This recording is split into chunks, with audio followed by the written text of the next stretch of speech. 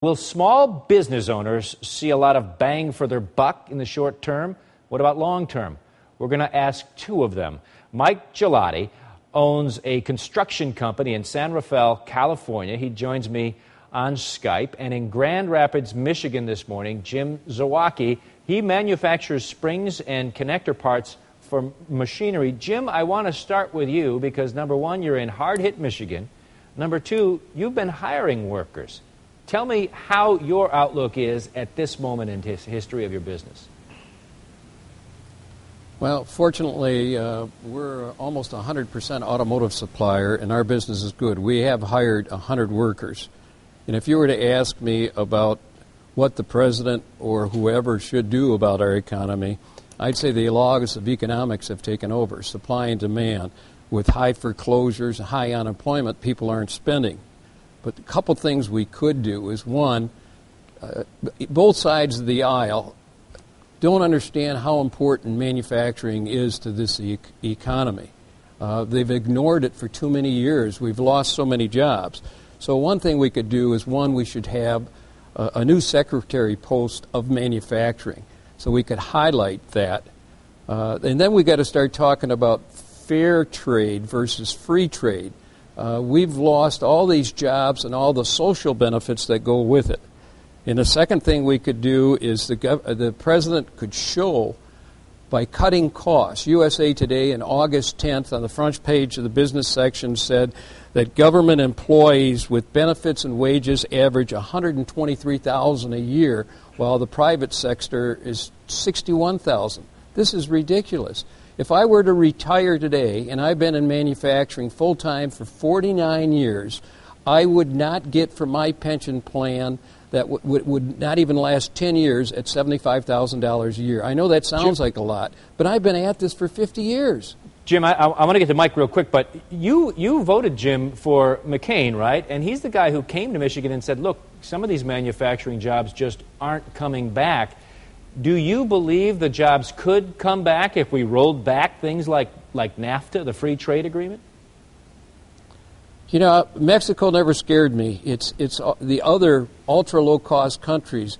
Both sides of the aisle, both administrations did nothing for manufacturing. So what we have to do now is we got to start talking fair trade. There should be a border tax for all those people that are importing things here, and half of our unfavorable trade balance is caused by U.S. multinational corporations.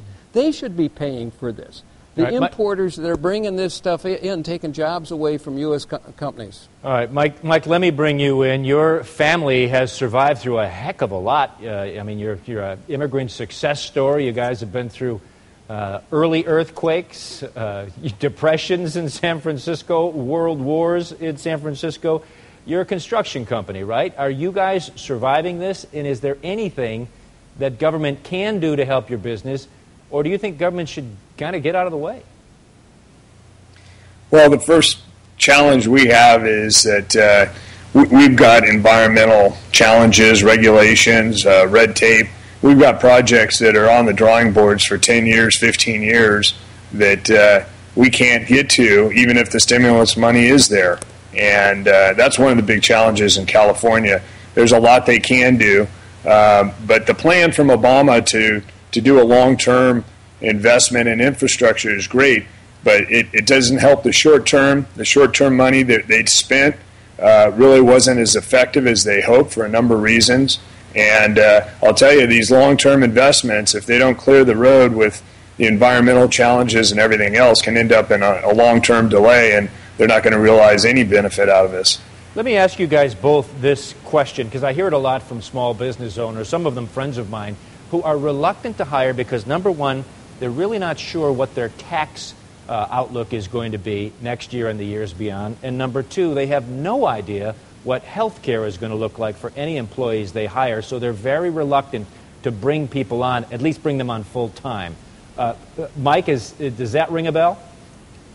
Absolutely. Small business owners such as us have no confidence in the direction the economy is going, the uncertainty about the tax issues. we just don't have the confidence to invest in the economy right now. And that's the biggest challenge. There's no clear message coming from the government, from Obama, on where we're headed and how we can plan to get there. All right, guys, we had a panel of three, and number three just showed up. Eric Casaburi, small business owner in New York who runs fitness centers. So I got that right, Eric? Yes. Hi, Drew. How are you? Hey, I'm good. Thanks for jogging in this morning. A tough scale. But we were talking about what the outlook is and whether or not the package that President Obama and the Democrats have unveiled already and are going to unveil today is going to help you make decisions on whether or not to expand or hold back on any future hiring or development. Oh, it's been an interesting conversation amongst my owners, my franchisees, and in the Retro Fitness offices as well. You know, we've gone back and forth. We've benefited from the SBA portion of the Recovery Act in 2009, but that just recently expired. So we were kind of hopeful that they may add back that into whatever reform is headed our direction. There was a waiver of the SBA fee with that, as well as a 90% guarantee on most loans, so it helped banks feel more comfortable about lending to small business owners in a startup environment. Are you guys disappointed that the stimulus has not led to anything more long-lasting? Mike? Well, very disappointed, especially in the infrastructure industry and construction. Had great potential. The problem was they were looking for the quick results. They wanted to report that it was doing all these wonderful things. The way they set up the criteria for what jobs they were going to spend money on limited it to a certain type of job, basically overlaying, repaving roads. 67% of the cost of those types of jobs goes to material, doesn't go to labor. So they really set it up for a short-term, quick hit. They relied on the economy to come along and take over, and small business isn't confident, and that's really what's going to turn around the economy, and they haven't stepped up. So they're caught in the middle now. They're talking about doing long-term. They were doing short-term before. I don't think anybody really knows what their plan is and where they're headed. And Eric, your business is somewhat dependent on discretional income, whether or not people have the luxury, right, to work out in your facilities or not. So you're reading a different kind of tea leaf, the actual consumer. Do you see any confidence there? Well, traditionally, fitness is usually left for disposable income. We actually engaged our business model for the low-cost provider, where we actually charge a reduced rate for gym memberships of $19.99 a month, and we timed it with the recession. Frankly, it made us extremely popular because it was something that was almost a necessity for people to continue exercising, for it to be affordable. So our model laid out well with this. Our cost to build our clubs hasn't changed. Our cost for equipment hasn't changed. So quite frankly, any benefit we can get from tax-intensive business-wise benefits our owners. It makes them want to open up more gyms. It makes them want to do more advertising, want to spend more money. These tax cuts are essential for small business owners like myself, like my franchisees, to continue growing. We've seen a stalemate. I mean, it's almost stopped the pipeline for gyms to continually grow as fast as we were. We put on 60-something clubs inside of 2 years quickly when things were going well, and all of a sudden the banking started to freeze up. It's completely changed how we have approached opening a new gym, and we're renegotiating again, and we're back with talking to all different types of lenders, creative leasing. I mean, we're trying to do all kinds of things to help our owners get moving forward in the progress of opening a new store. Yeah. We open a new store, we put open 20, 30 new employees. It helps us. We stimulate an area when we come in with 3 or 4 new gyms. Eric, it helps. It puts a lot of other people to work, the marketing company, etc. Yeah, Eric, Mike, and Jim, small business owners literally from across this country.